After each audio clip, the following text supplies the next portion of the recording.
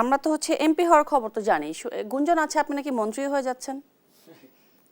আমি নিজে জানি না গুঞ্জন কোথা থেকে হয়েছে, তবে যেহেতু আমরা বিএনপির সাথে নির্বাচনী অ্যালায়েন্স করেছি বা আন্দোলন একেবারে ওই ফেসিবাদ বিরোধী আন্দোলন থেকেই আমাদের একটা বোঝাপড়া রাজনৈতিক আছে এবং সেখানে বিএনপির পক্ষ থেকে সে সময় এবং এই 5ই আগস্টের পরেও বিএনপির পক্ষ থেকে একাধিকবার বলা হয়েছে যে আমরা নির্বাচনে জয়লাভ করতে পারলে আমরা জাতীয় সরকার গঠন করব যুগপৎ আন্দোলনের শরিকদেরকে নিয়ে।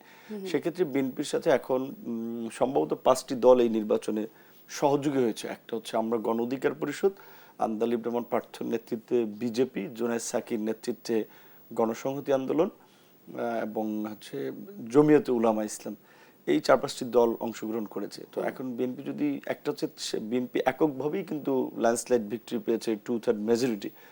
পাশাপাশি এখন সে বিএনপি যদি এটা ফিল করে যে ভবিষ্যতের জন্য কিংবা বৃহত্তর স্বার্থে একটা জাতীয় সরকার আন্দোলন যদি তাদের ঘোষণা ছিল সেটা করবে, তাহলে সেই দিক থেকে যদি ক্যাবিনেট ফর্ম হয়, সেখানে আমার দল থেকে যেহেতু আমি সংসদ সদস্য নির্বাচিত হয়েছি, তাহলে হয়তো সুযোগ আছে। সেটা ডিপেন্ড করবে তারেক রহমানের উপরে। এবং আমরা কোন মন্ত্রণালয় তাহলে পেতে যাচ্ছেন সেটা আমরা চাই না, বা এটা সাধারণত প্রধানমন্ত্রীর উপরই ডিপেন্ড করে। এটা তারেক রহমানই সিদ্ধান্ত নেবেন এবং তার প্রতি আমাদের একটা আস্থা বিশ্বাসের সম্পর্কটা আছে, যে বিশেষ করে তার যে একটা ব্রডার আউটলুক দেশকে নিয়ে দেশকে পরিবর্তন করেন, এটা আমরা ব্যক্তিগতভাবে অনেক আলাপ আলোচনায় আমরা শুনেছি, বুঝেছি। বিশেষ করে ধরেন আগে তার সম্পর্কে একটা নেতিবাচক প্রোপাগান্ডা ন্যাশনালি ইন্টারন্যাশনালিও ছড়ানো হতো, কিন্তু আমরা দেখেছি আসলে ওনার সাথে আলাপ আলোচনা, কথাবার্তা বলা, মেশার পর অত্যন্ত বিনয়ী ভদ্র মানুষের কথা শুনে তারপরে সে বলে এবং পরামর্শ নেয়। এই আন্দোলন সংগ্রামে আমাদেরকে বলতো যে কি করতে পারি আমরা, বলেন,